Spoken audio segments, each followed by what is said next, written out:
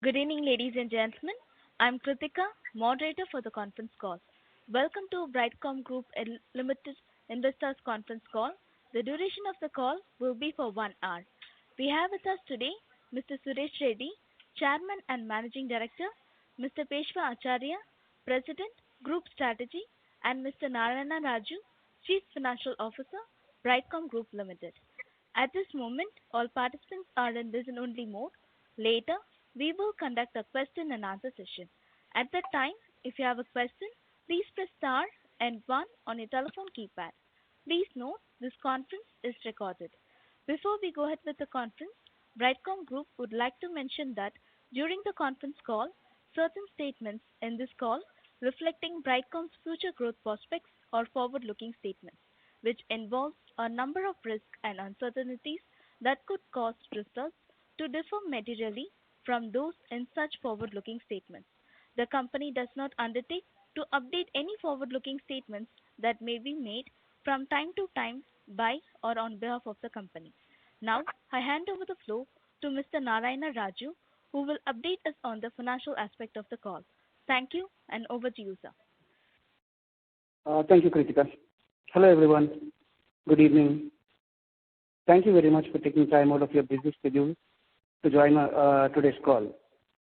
We appreciate your interest in understanding our company's financial results over the last quarter from April 2022 to June 2022. I'm excited to share the quarterly results of the company. Our company for the quarter ending June 30, 2022 achieved a 126.38% increase in revenue and a 162.66% rise in profit after tax. This is compared to the quarter ending June 30, 2021, an outstanding performance by the team. The EBITDA too has a healthy growth of 121.90%. For the period ending June 30, 2022, our company reported consolidated revenue of rupees 1,480.61 crores and the profit after tax of rupees 277.24 crores. Let me share the segment-specific information. During this quarter, we have achieved a turnover of rupees 1,386.30 crores from our AdTech digital marketing segment. This amounts to about 144.9% jump year over year. For the software development segment, the turnover is rupees 94.30 crores, amounting to a year-on-year increase of 7.2%. On the return on equity front, I am happy to inform you that we continue to be committed on improving the return on equity. The ROE for the current quarter has reached to about 20%, compared to about 17% for the quarter ending March 31, 2022. We are committed to improving our capital efficiency constantly to take this metric higher. As committed earlier, we are extremely delighted that we have achieved our target free cash flow of rupees 492 crores. This is a true measure of operational efficiency and shareholder value creation of a company. Because ultimately, as you are all aware, our business is valued on cash flows as much as it is valued on profitability. Just to define, the free cash flow, to put it in a layman's way, it is the cash available to the company after meeting the operational expenses and capital expenditure. Free cash flow will help us to increase the shareholder value by investing in developing more holistic solutions for our customers and tapping into new areas by expanding our global footprint by meeting new or upcoming demands of the customers and evaluating inorganic expansion ideas. For the quarter ending June 30th, 2022, the approximate tax rate is coming to 28.29%. On the data staging front, our continued efforts have helped us to reduce the number of days outstanding in total receivables to 132 days when compared to 137 days as of March 31, 2022. Again, when we compare this to the industry leader, the trade desk, they are having about 608 days outstanding for the receivables. So when it comes to the digital marketing division, the current days outstanding is 129 days compared to 133 days as of March 31, 2022. And for the software division, the number of days outstanding is 181 days compared to 183 days as of March 31, 2022. So this is the information that I'd like to bring to you all. I now hand it over to our Chairman, CEO and Managing Director, Mr. Suresh Reddy, and Mr. Peshwa, our President, Strategy, to tell you more about the company. Thank you all. Thank you, Raj Garu. A very warm and a very good afternoon to all who are participating on the call today. I'm very happy that, we've had a stellar quarter compared to last year at the same time. And so we are just excited overall about all the happenings in the company. Before I start into the details, let me wish you a very happy Krishna Janmashtami. It's an auspicious day. We are delighted to be able to address you on this day. Mr. Raju has taken us through the numbers and the results. So I have to place on record kudos to the team for outstanding performance. We're really pleased with the performance this quarter. I will try and set a little more context to the numbers behind and also a few comments. And Peshwa will help me a little bit on the future growth discussions we are having and few points that he would like to bring forth. This is the broad idea. So coming to the overall growth, the growth has been, almost we achieved close to 2.5 times what we did the same time. So there are multiple reasons why this happened. And I'd like to bring out some of the drivers that are, responsible for the growth of the revenue. On the demand side, coming to this quarter alone, we added about 6 new ad agencies, 14 new direct advertisers, 12 new newspaper relationships, especially on our B-Local exchange. That is another nicely growing area. I want to expand a little more on why B-Local is important to us. If you look at advertisers, they all go to agencies, and some of them go directly. So the national advertisers, specifically in the US, go to the national agencies, and that's how, and there are a lot of networks vie for that business. Whereas when you come to the local advertisers, they are pretty large, their spend is large, and they have much better margins for somebody like us to work with them. That set of advertisers is still untapped, and this product is what helps us reach out to the local advertisers. And we are in fact looking on how we could expand that local advertiser stream and maybe provide that to other networks as well. So this is an interesting area that we are exploring right now. We will have some more announcements as we go on those lines. Then to give you an overall perspective on the size of the business today, we are doing close to 85-90 billion impressions a month, basically as in ad delivering opportunities. We have close to 650 large publishers, 50,000 odd long tail publishers, more than 600 direct advertisers, 250 ad agency relationships spread across the world. So this is the big picture of the company. And in terms of the products that have helped, our relaunched Compass, has been optimizing the client's ad spend across media formats. When we built this product, the idea was whether you try to solve the problem when the advertiser is trying to decide where they should spend the advertising budget. Should they do it on search? Should they do it on video, social media? So to solve that issue, we came up with the product Compass. And the new relaunched version gets even better, which includes video and programmatic all together. So this helps the advertiser put the spend into it, and the system decides how the money has to be distributed between various media formats.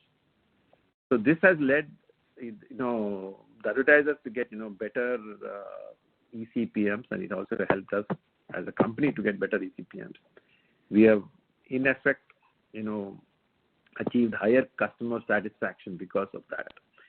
So this is also helping us cut in more into the market by going for larger market share from clients and agencies. So this is a nice product that is actually catching more traction and more fire right now. So we're very happy about the relaunched Compass product, or the Compass platform that we have. And coming to other developments, this is more to do with things that are happening that we initiated last quarter. Our Berlin office is getting into rhythm of the overall organization in terms of the working principles or just way how we function. And Berlin has been the epicenter of creativity in Europe, and new technology developments are doing a lot to our growth momentum as well. So we love the fact that we have an office there, we have a presence there. That's actually helping the overall thinking. So in fact, we are thinking of having our next board meeting. The board is very keen on being there, next board meeting in Berlin. So that is a possibility we are exploring. It all depends on schedules and such. So that's an area that it's just we want to understand exactly how this new, energy center or center of creativity is helping the world. So that's another point I wanted to make. Beyond that, our top platforms, OneTag, Compass, VoloMP, the programmatic of Brightcom, proxy tool, Pangea, they're all generating revenue for the company consistently. It just keeps flip-flopping here and there, but it's all together. We are getting a solid support with respect to our platforms, the ad tech platforms that we have. Specifically, BeLocal Exchange, which I explained a little earlier, and Brightcom Video Player, both are the new platforms that have started to contribute to the overall growth now. So hence, you are seeing a little additional push from a revenue growth and margin growth perspective. So these are some of the points I wanted to make with respect to, just key points that are behind the numbers. Coming to the other updates, what we do in our business is we need to stay in touch consistently and continuously with our clients. That is one point. And also stay in touch with what is changing with respect to tech advances. So these are two key things that we have to always be on top of and have a pulse of the market. So our core team attends a lot of events across the globe. Some of the events we attended in the last few months. We participated at the ATS London in June. This is an event that focuses on digital marketing, publishers, collaborative, other collaborations that happen, primarily on partnerships that we can initiate. So this was in June. And then the team also took part in D3 Advertisers Day in Hamburg. We also took part in Ad Monsters OPS event in New York. Again, also in June, there's a different team that had gone there. Then in May, Advertising Week Europe, which is again Creative Capital event. The team was there as well. These are some of the events that the team has been there to primarily add more publishers, add more relationships with respect to advertisers and agencies, and be on top of new developments, new thinking that's going on with respect to digital advertising. So it becomes all the more important because there are large digital majors which are having difficulty, and there are markets that are having difficulty. But for us to stay on top of it and actually use this opportunity to cut into the market share is very critical. So the team is fairly nimble and been at it for now. Also, to take on this additional growth, the company has been hiring new talent in technology, operations, and also on the sales side. Primarily, Argentina has been hiring. India has been looking to hire a lot of tech talent because I'll explain a little more on what we are planning to do on the Indian side, which is more on the AI and ML side, where we're getting a lot of work towards us, and we want to develop a few products also around that. And Israel has also been hiring quite a few new hires there. This is the broadly on the organic side what has happened. Coming to, there are a lot of questions regarding the inorganic front. There have been questions on what happened to this announcement and the next announcement and stuff. So I'll try and see to what extent I can talk about today.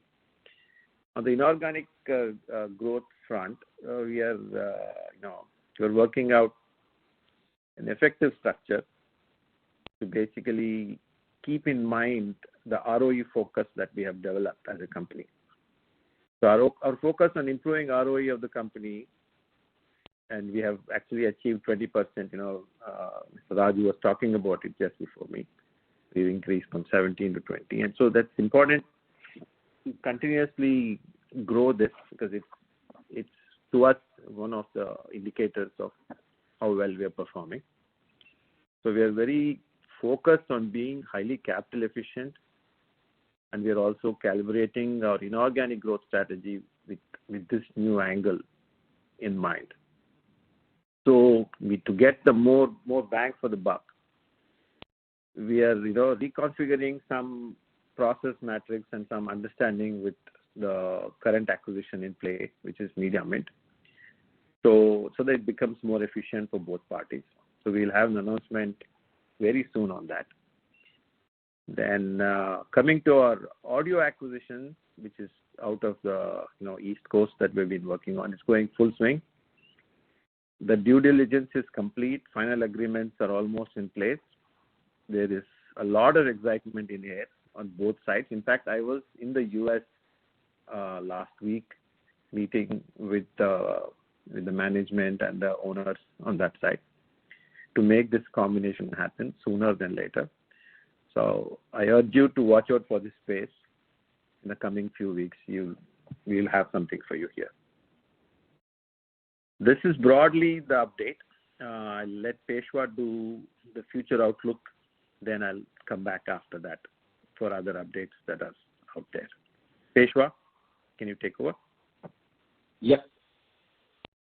Thank you, Suresh. Thank you so much. A good afternoon to all of you who have joined in. Today is a fairly auspicious day for us, and I'll quickly try to give you some thoughts on the way we look at the future, and we believe there is a fairly robust and strong future ahead. I think it's not new. All of you would already be aware the way the marketing and the advertising world is moving towards. Today, large part of the advertising and marketing world is moving towards online and digital, both in terms of communication and transactions, both within India and, of course, globally. So this is a very interesting time to be in this industry.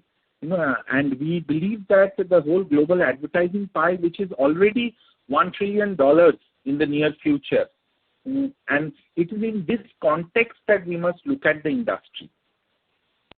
As Brightcom, let me put on record that we essentially play a role of an enabler, not really a disruptor. It's really an enabler, but enabler with technology. That's what we are. And if one looks at the system as a platform in this whole ecosystem, we have advertisers, brands, something called a demand-side platform, supply-side platform, ad exchange, publishers, and there's a large number of data management and data supply which is involved in this whole play. So I think it's an interesting tech-driven play, and I think as we move along, digital becomes very important in the overall, commercial lifeline of organizations, and I think we will remain at the epicenter of that. So that's one thing which I wanted to bring to your notice.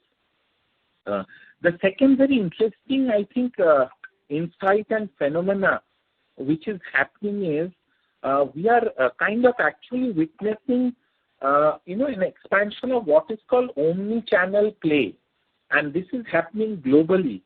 And at Brightcom, we must ensure that all our clients are part of this omni-channel play, and we are with them to help them ensure the play. So what essentially is omni-channel play? What does it mean?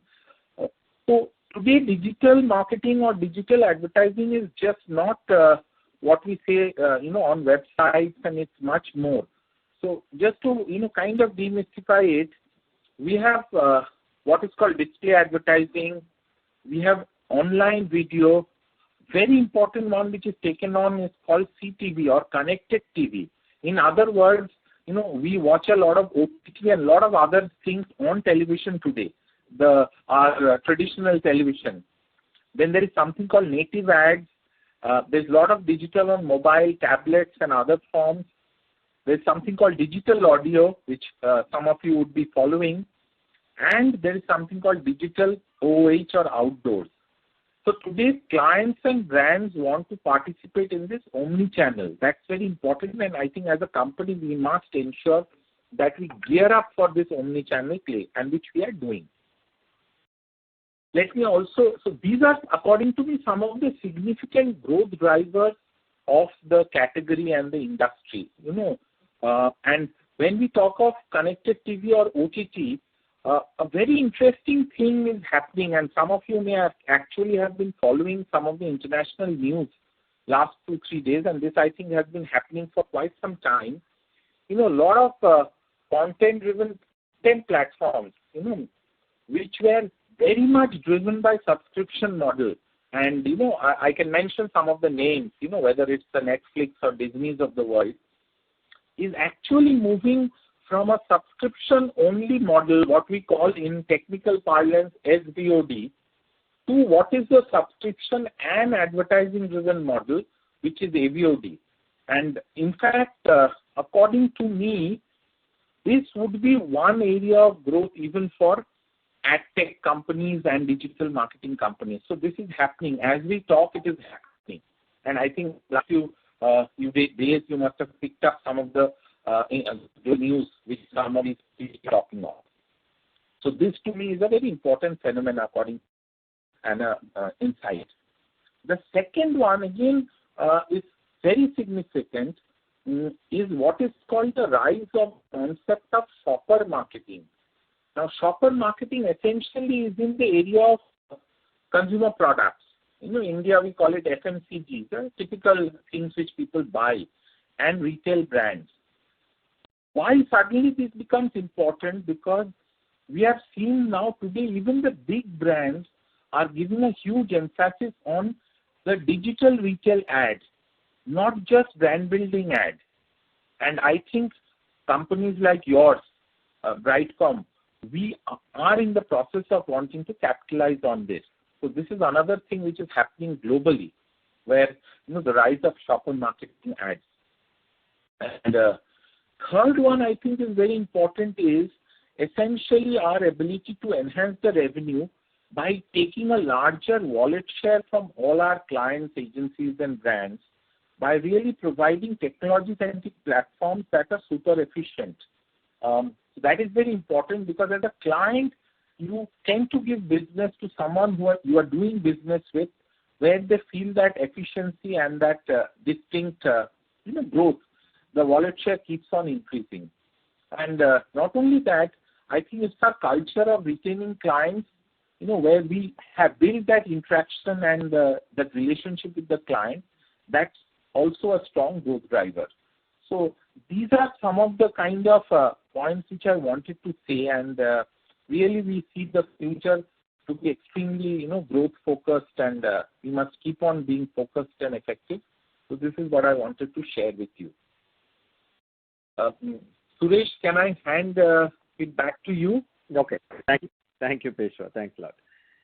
Yeah, few other points that were brought up, I think, welcome. by some questions. I'll just answer them and then open for questions. I think a couple of 2 or 3 points I think we just wanted to address. Then we can go to questions after that.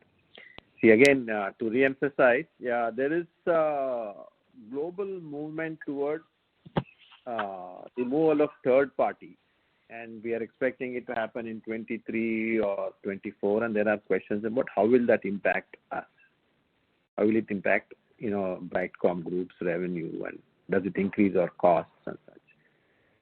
So we actually, it does, what the way it functions is, we collaborate closely with publishers, and we mostly depend upon the first party data, whether we like it or not. It's very important. The data comes a lot from the publishers themselves with whom we collaborate. And it's also more, it helps the privacy of the consumer as well, because consumer is becoming more privacy conscious. So due to this, it is beneficial direction for the consumer, hence it is beneficial for BCG as well.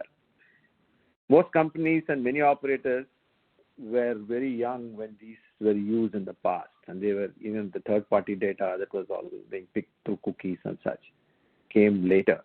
But BCG has been around since the beginning. We have seen the arrival of cookies and the disappearance of cookies, so we know how to manage this, just to give you comfort on that. We understand that there are effective ways to target, and we know exactly how to play this card. So we are not concerned about it. So just to assuage that. We will employ strategies. We have technologies. We have collaborated with some new technology providers. In fact, we announced one collaboration a couple of quarters ago just to meet this new generation. So we are ready. It should not affect us in any which way. In fact, it should enhance us, because we would be somebody with experience getting into it. So important thing is we should work with first party targeted data, which is ethical and legally available without violating privacy rules. So this is the new mantra that will happen going forward. So that is one point. Then there is a question regarding, of course, the main one is about forensic audit. Where do we stand? There's an update. A lot of people are requesting that. There were additional requests in terms of details of the company. So we have provided additional account details to the regulator, and any other information they requested, we have provided. And we expect to see a fair report. We have not received any additional queries for the last, I would say, few weeks now, more than few weeks. We expect to see a fair report from them in due course. And that's about it. And I think, we'll have to wait and see how it flows. That's all I have to say about forensic audit. Then there is a new point that I also want to bring about, because there's a lot of discussions in social media, and some of the investors have been writing to me and messaging me about it. And while the company has been doing the best they can in terms of maintaining corporate governance, I think there were... but we have... Hello? Can you hear me? Hello? Yeah. Yes. So we have been doing a few things. Hello? Hello? Yeah. You're audible, sir. Please go ahead, sir. Yeah, You're okay. There's some interference. Peshwa, did you say something?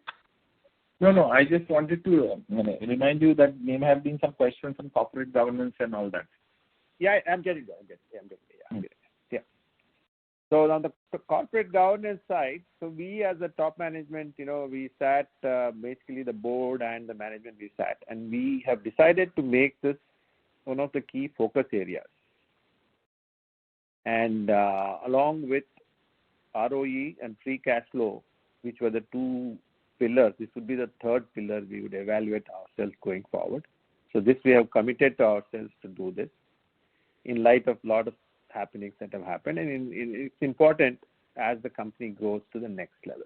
And we also are happy to announce that now we are in the A group It was gone through whatever, and the exchanges put us in the A group. So it's important, all the more important, to start putting more systems, checks and balances. So we have committed to ourselves that we will make our systems a lot more robust from this level. And in fact, we can start looking at some, enhancing our committees, adding more advisors to the team, to the company, in terms of helping us develop into the next level company. So these are some of the initiatives that we are going, and we will start reporting on this from, going forward from here on. That's all I had. So you can go ahead for questions now. Thank you, sir. Ladies and gentlemen, we will now begin the question and answer session. If you have a question, please press star and one on your telephone keypad and wait for your turn to ask a question. If you would like to withdraw your request, you may do so by pressing star and one again. I repeat, ladies and gentlemen, if you have a question, please press star and one on your telephone keypad and wait for your turn to ask a question.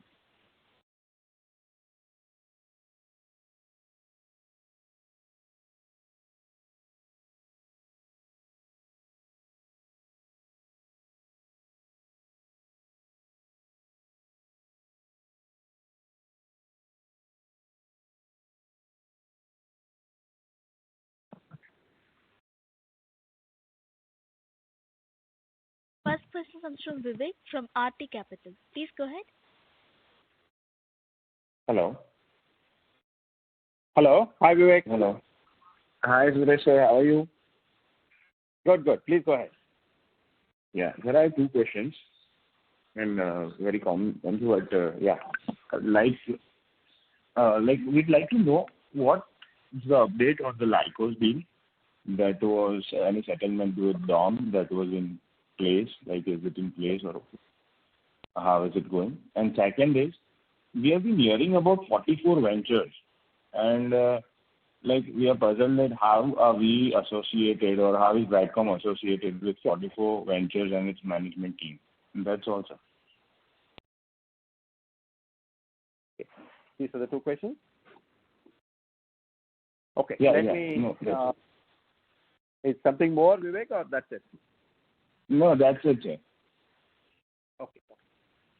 So on the Lycos, we, like I mentioned in the past, we have a settlement agreement in place, and we've been talking to the seller, which is DOM. We want to close that out. So there's been some, delays due to, us being busy with few other points, few other things that are, taking us time. So it required us to go through the final settlement agreement, make the final payment. There's no challenges per se. So I believe we should be able to close out this quarter. So that's my, worst case, in next 3 months, we should have it all signed and closed. That's my commitment to you. And then coming to 44 ventures, it's basically 4 of senior members from OMS, which is our online media solutions company, or VZ. They are actively involved in running the company day to day. We were unable to issue what we call employee stock to them long time ago, and they needed flexibility to grow beyond what we are doing because they have the bandwidth to grow. So they came up with the idea of having opportunity to do things which are not competing with what we are doing and which do not have any challenges with respect to what we are doing. So they have formed a company called 44 Ventures, and they are contracting themselves into the company, into Brightcom, and they are fully committed in growing Brightcom, and you have seen the growth through them. So it is just an arrangement to give them opportunity to do other things outside of Brightcom, which is non-conflicting. That is the core of it. Nothing beyond. That's right. So it's basically an entrepreneur sort of thing. Yeah, they want to keep them more active, to get them additional opportunities, especially because Israel is buzzing with technology and new ventures and such. So it just keeps them active. Okay, for other things. Okay. Thank you. Thank you. Thank you. Thank you, sir. Thank you. Next question comes from Mayur Menji, an individual investor. Please go ahead. Hello. Yeah. Hi, Yeah. Mayur. Yeah. Hi. First of all, congratulations, sir, for delivering such a great quarter. I have a couple of questions. I'll ask them in line. You did mention about the status of the forensic audit. I would just request you to if you can elaborate a bit more on that, how confident is management about the status or outcome that may come on that front.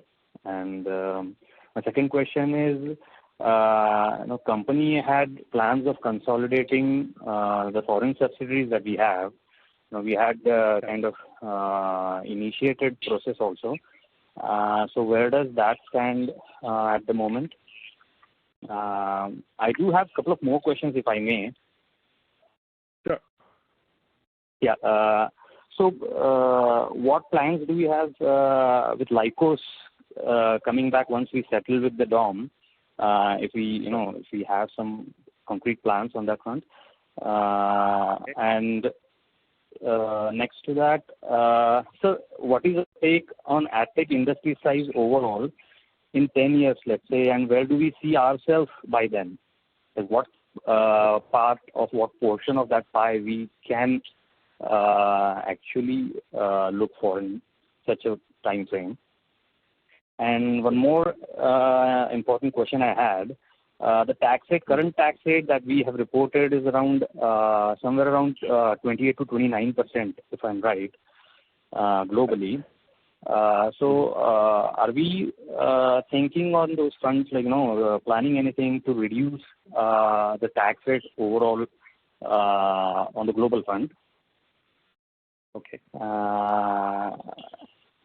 And one request was there apart from these questions. With so many questions. Yeah, really. I was just I had lots of questions coming in from the investors. I'll give you just I'm one sorry. more. Okay. Yeah. So just a request. It's not a question. Last one.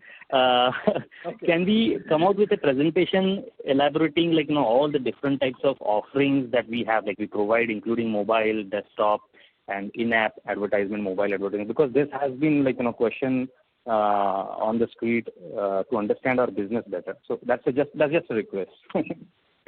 Okay, that's a request. So we'll address that later. So first 4 questions, let me come to them. First 5 questions, actually. Sure, sir. Yeah. Status of forensic audit, I think I have given you as much as I can give, given the fact that we are dealing with government and, there's no point trying to speculate. Because from our side, we know we are clean. We know we have everything, that is required to be, provided. And we have provided. So let's wait and see what the government regulator comes back with. So we are confident. We're 100% confident that, everything is good, hunky-dory. But we'll have to wait for the response from the regulator. So that is the most I can tell you on that. Okay? I don't want to get into any trouble by saying wrong things on that.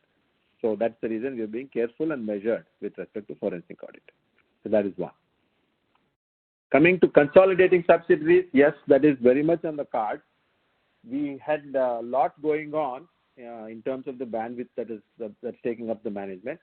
So without losing focus on 2 things, which are the 2 core things that I just talked about, is improving cash flows and improving ROE, and not hurting the bandwidth. We are focusing on that, and then we are looking at other things to do. So hence the consolidating subsidiaries part has kind of taken a back seat for the past few quarters. Now we will come back to it. There are a few ideas that can be used for, how we can generate, additional funds for the company and how we can grow it further. So that is definitely on the card. So beyond that, there's nothing more to, talk about on that. On Lycos, what do we plan to do once we get it back? See, one is we have a legal liability that we have to settle and get that out of it. We can't just walk away from Lycos and say, okay, Tika, you keep Lycos, so we'll go away. That cannot be done. We have to ensure that it is closed. That is more important. Now, what do we do with Lycos once it comes back to us?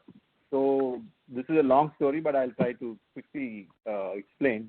What we did is we had met with the original founders of Lycos to understand what was their thinking when this brand came out.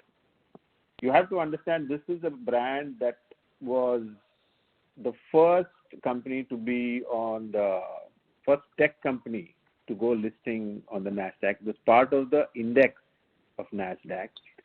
And they had ads running on Super Bowl. It was the most recognized brand at one point in time. So it is a huge brand. And what we have to make sure is we have to delicately take it and position it in a way. I cannot go and recreate another search engine, which does not make any sense.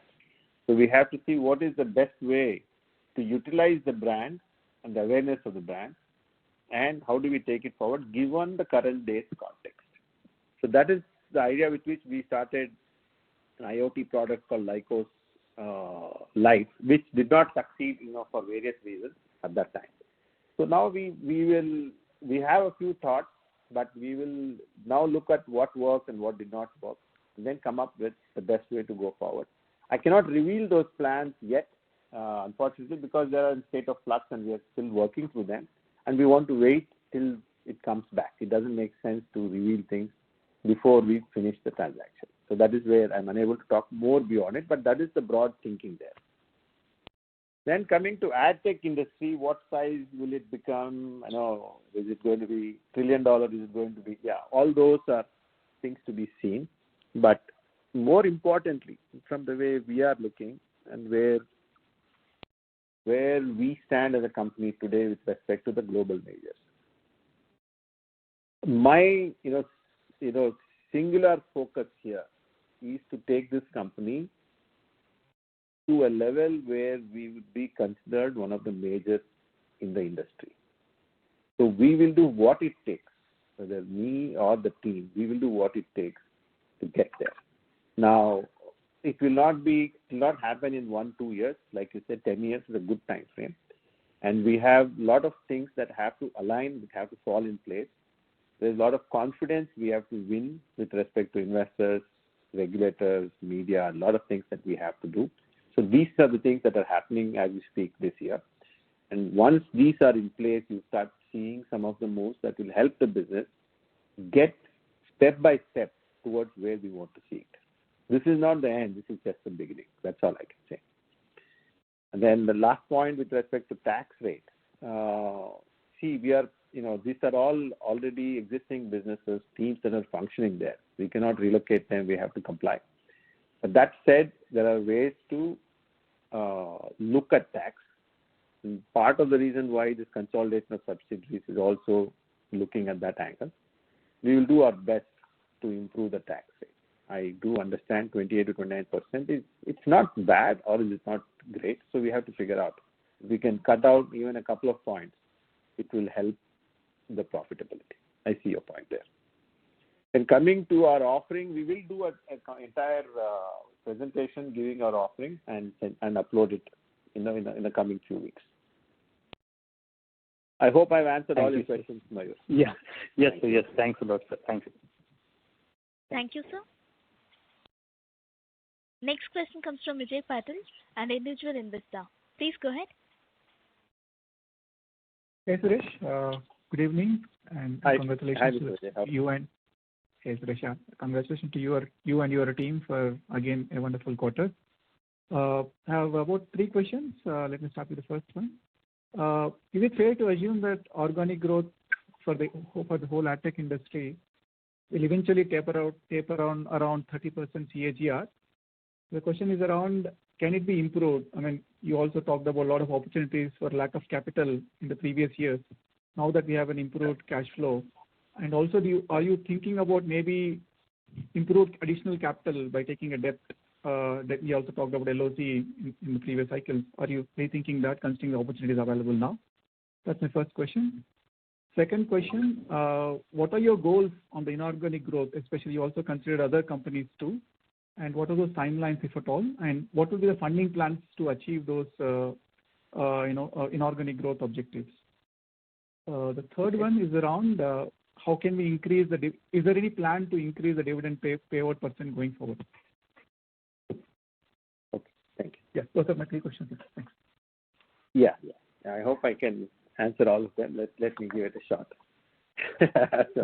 So, organic growth, CAGR, are we looking at debt? We are very happy being debt-free. It gives tremendous freedom, and it's all opportunity-driven, Mr. Vijay, because as of now, we have our cash flows are improving. We have areas that we are trying to grow. Organic growth has been fantastic, and we can see further push we can do. Hence, we are trying to enhance the team so that we can take on more available opportunities. So that will happen anyway, for which we will not need any additional money. And we are also trying to achieve better growth rates than 30% for sure on a CAGR level. We'll see how that flows. It depends partly on how the market will expand and also partly on how we execute in this expanding market and changing market. So the players will change, the leaders will change. Is there an opportunity for us to cut in? Like I said in answering the previous caller, that is an area that we are closely looking at and see how we can play our cards there. So that's broadly the the best answer I can give you on that. In terms of inorganic growth, so we do have internal funds. Then we will try to minimize dilution as much as possible. But we will try to have a combination of earn-outs and and if required, we may do a small, very little equity just to keep the new team enthused and growing. But the equity dilution, we are trying to keep it very minimal. And then in terms of debt, if the opportunity is great and if we feel super confident that it is highly serviceable, we will consider that. Coming to the dividend, we have already announced the dividend for the previous financial year. Let's see how this year plays out. So I just want to use the funds for the growth of the business, both organic and inorganic, and then we will evaluate the status and see how things are, and then decide on the dividend.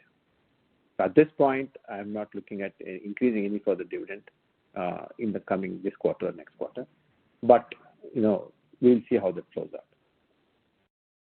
I hope that answers your question. Yes, thanks. Thank you. All the best. Thank you, sir. Next question comes from Kirtan Desai, an individual investor. Please go ahead. Hello. Hello. Yes, Mr. Desai. Okay. Are you able to hear me? Yeah, I can hear you. Yeah. Congratulations, sir, for some good set of numbers. I have few questions. Yeah. The first question is, if you can just throw some more comments on free cash flows, and if it be possible, if you can provide the cash flow guidance for this financial year.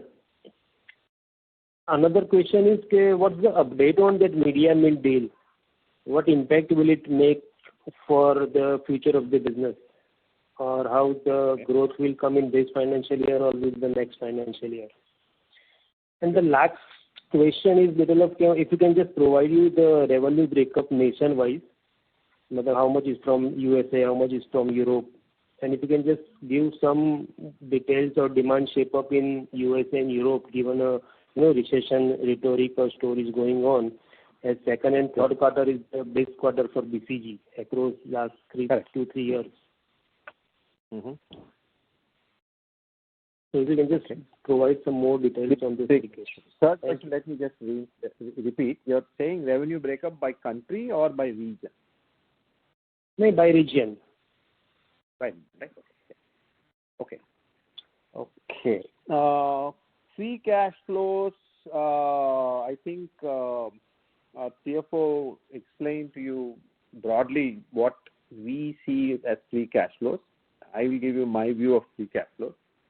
So basically, it's cash flow to run the business as is. What we need, you need to invest in products. You need to invest in receivables. You need to invest in people. All those things are part of the cash, the required expenses or investments that happen. Cash that remains beyond that is free cash flow.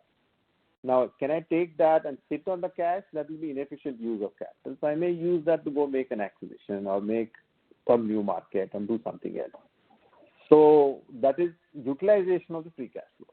Or I can give dividends or distribute it back. So this is how do we, if there is an opportunity that will enhance the overall value of the company, so that is a call we as a management will have to take, because that is primarily my job of best utilization of the funds. If I'm able to do that well, then I can bring value in terms of increasing the ROE, increasing the PAT, and increasing the valuation of the business. Then I'm helping all the shareholders. So whether I do it by giving dividend back to you or reinvesting in a company, that is the call we have to do. So that is the broad idea. And then in terms of the guidance for the year, because of, like you rightly said, a lot of things that are happening in Europe, a lot of things that are happening in the US, I am staying away from making that,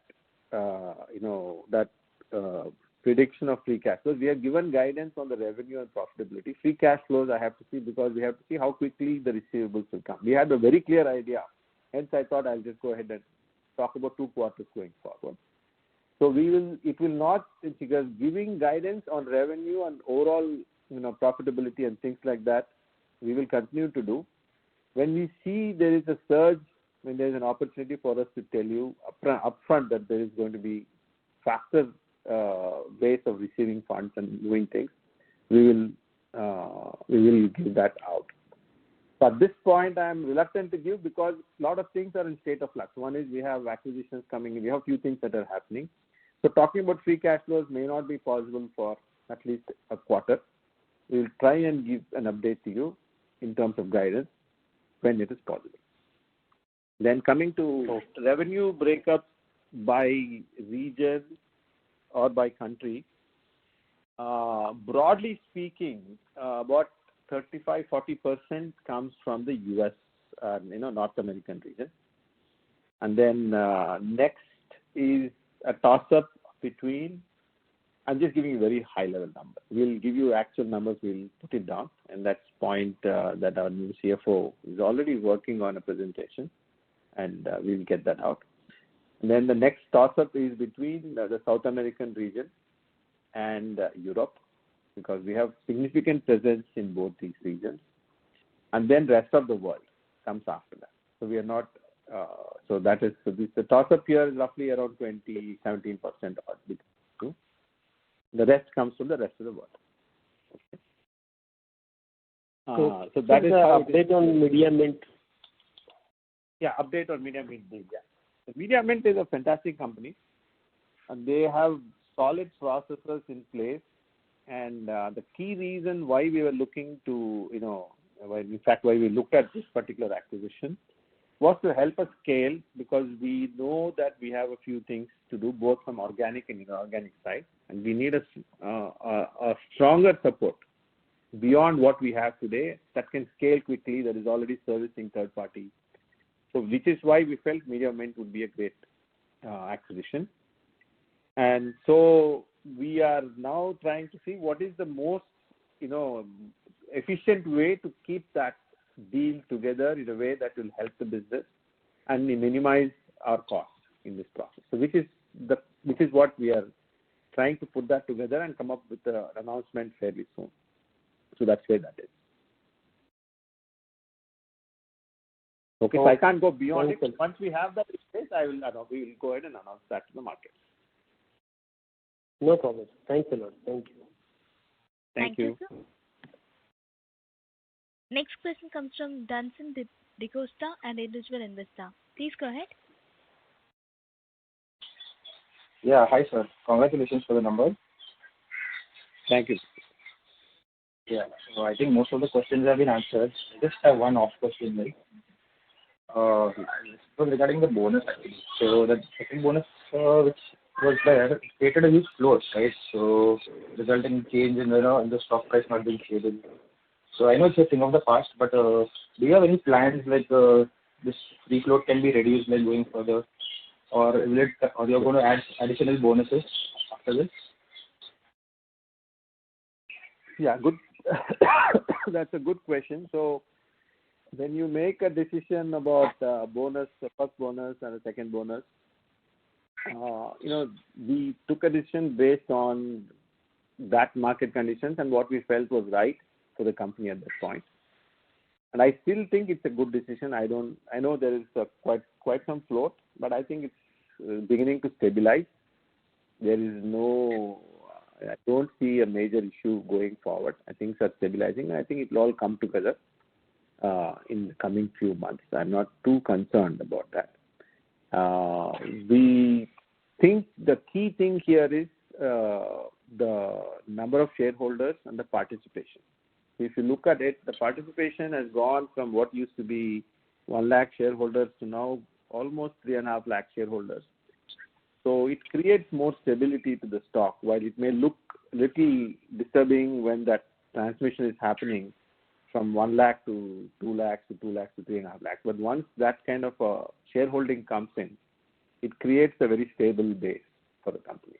And you are not threatened by 1 or 2 shareholders who would say, I'm going to dump the shares if you don't go this way or that way. As opposed to trying to have a buyer and a seller and no single person can manipulate the stock. As opposed to, it will be a much more fairer way and the stock will achieve its fair value. We were snubbed down because of that. So which is why I feel that having a large distribution of shareholders is important for a stable stock, which is why we took that call. Okay. All right, sir. Thank you and all the best. Thank you, Mr. Decosta. Yeah. Thank you, sir. Next question comes from Jigar Shah, an individual investor. Please go ahead. Hello, Suresh sir. Yeah, Mr. Hello. Sir, what's the What's the reason for the delay in appointing us company secretary, sir?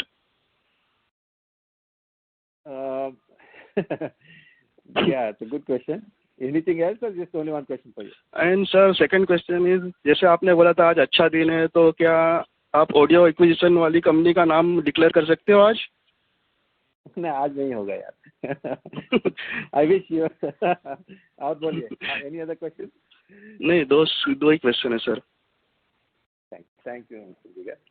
The company secretary, there was a possibility of trying to get the old company secretary back, and since we were very comfortable, we were trying to work on that. So which is why there was a little delay. And then, so for now, we have a compliance chief. Mr. Raju is also doing the job of the head of compliance now. So then we have support in terms of, it's not like I'm doing the company secretary's job. There are people who are working on that. So the more important thing is appointment of company secretary. We have a few alternatives and we are trying to find the best option because we don't want to keep changing again and again. We want to have somebody who will stay with us and which will grow, which will help us grow going forward, because there are a lot of corporate actions that were taken place and it is all well handled by the previous company secretary. So we are thinking it would be good if we can bring him back, but we'll see how it plays out. So at this point, I think we are now forced to take a decision which way to go. So we will, fairly soon announce the company secretary name. Okay. Okay. Thank you. And then audio acquisition, audio it's getting close. So thoda sa, please have some more patience, Mr. Jigar. We'll announce. It's okay, sir. Thanks, sir. Thank you, sir. Last question for the day comes from Taral Patel, an individual investor. Please go ahead.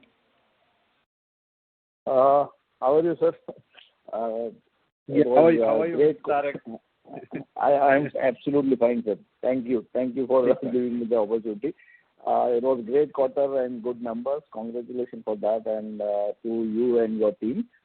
I have just simple, just wanted to know the future projection of the company. As we have appointed the independent person for the Indian division, so what are the future plans for India? And in last Concall also you have mentioned that you are exploring the other countries also. So is there any development on that side? And last related to the same, as you mentioned earlier about this US listing in NASDAQ. So is there any update on that? Thank you, sir. Listing, yeah. Thank you, sir. So in Indian division, see, we did have a different general manager before, and he has moved into a corporate role. So it's over time. So we brought in an old timer who's been heart and soul in the company for 20 or 23 years, I think, approximately. Sridhar. And and he comes from a tech background. He's a programmer himself, and he's gone through the ranks in the company doing various roles. So that appointment was, very exciting for me because you have seen somebody join and go through the ranks in the company. It's not that we brought in somebody from outside. Now, what do we want to do with this division? See, what has happened in our business is used to be very people intensive in the past. It used to require a lot of people to set up a campaign, to monitor a campaign, to report a campaign. So there's a lot of back-end work that was required at one point of time to execute a certain advertising campaign, which is the core of our business. So when you run an advertising campaign, somebody has to do all these things and then make all the appropriate information being sent. And there is technology that needs to be built. There is creatives one needs to develop. So there is a lot of different pieces that go into building an ad campaign. And all that was done from India. But over time, what has happened in the last, I would say, 5-6 years, a lot of things have got automated. So with programmatic advertising, with real-time bidding, so many things have got automated. And systems are talking to systems, systems are bidding, systems are actually doing the groundwork that a lot of individuals are doing. So requirement of having as many people in the back end slowly started to reduce. So we started to see what else can we expand into, and hence we started to develop from an Indian division perspective. We started to develop, because the way it is set up is we have the Israeli group that focuses on advertising, campaigns, and such. The Indian team develops technology and back-end work for the other divisions across the company. That is how we set up. Now, slowly they all got automated. The amount of work coming to India started to shrink. So we started to think about AI and ML, and we did we worked with a few clients on this, and we started to see that growing. And recently I'm working on a few things that are coming into the Indian division, and we see this expand very quickly. So we need somebody with a technical knowledge and background to take this and to service the client the best way we can. So we see approximately 100 new programmers immediate requirement, and then there are other requirements that are coming in terms of managing audio advertising, so which is again based on new acquisitions that we're looking at. So we see this going to scale at a very rapid pace. So hence it brings a lot of focus back to the back end. So alongside what we talked about Media Mint as well. So there is the opportunity for us to build out this whole thing together from that perspective. So hence, Indian division is important in the scheme of things for us to execute and deliver the results that we promise. So that's broadly the thinking, and we'll try and see if we can put a note out in the coming, maybe a month or so on exactly where things are with respect to the Indian division. Then coming to the US listing side, in fact, this trip also I was in New York. We had a few meetings with some bankers. There is a lot of interest. I'm waiting for a few things to be completed from Indian perspective. Once we are out of, some of these things that are happening, we should be in a position to consider that. But, again, I don't want to dilute too much. It's more from a status perspective and access perspective to be listed on a different exchange.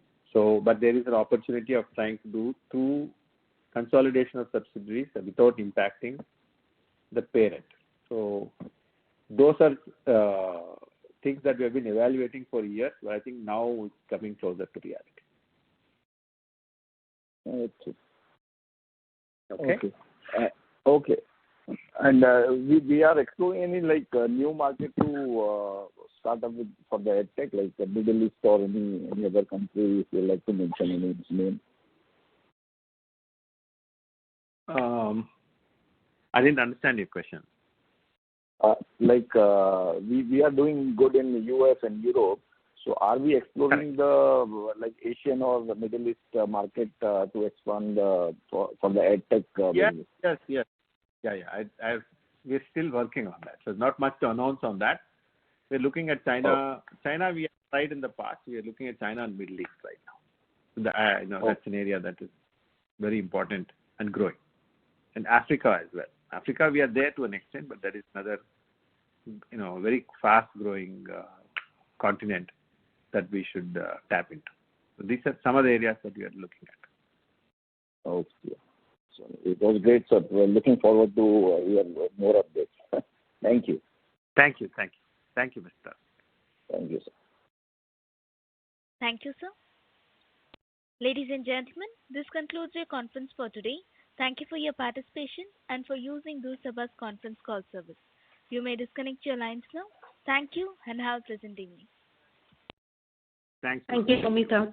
Thank you. Thank you. Thanks, everyone.